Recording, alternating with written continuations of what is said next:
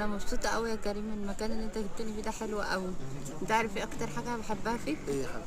ان انت بتبقى بحالك كده، ما بتتكلمش مع حد، وبنبقى قاعدين هادين ايه وساكتين. ده؟ بص الواد اللي هناك ده هو ماشي كده ليه؟ وكأنه بيعدي التراب. هو هو ايه لسه بيحبي ولا ايه؟ حاجه زي كده يعني، سيبه سيبه. انا ما بحبش اتكلم عن حد خالص ما يعني. هو ده حبيبي. بحب اكون في حالي دايما. انت عارف تاني اكتر حاجه بحبها فيك ايه؟ تاني اكتر حاجة؟ ايوه ده ماما، انا. حاجات كتير اصلا. طب قولي طيب، اكتر تاني حاجة ان انت ما بحب. بتتعصبش خالص. انا كم مرة اقول لك ما تقطعيش كلامي؟ اقول لك لما اتكلم ما تقطعيش كلامي علشان انا ما ايوه، بحبش. ما انا بنسى، تاني برضو، عقبال ما تاني بتيجي انت تاني. بقى تخلص اه. الجمله انا بكون نسيت اللي انا عايزه اقوله. أمم. الكلام اخده وعطا برضه، مش اه. الموضوع مش لوحدك في يعني. العتبة، احنا واقفين في العتبة، الكلام اخده ملهاش وعطا. علاقه، طب ملهاش خلاص، علاقه. اقفلوا انتوا دلوقتي عشان احل الحوار ده معاها. ايه اكتر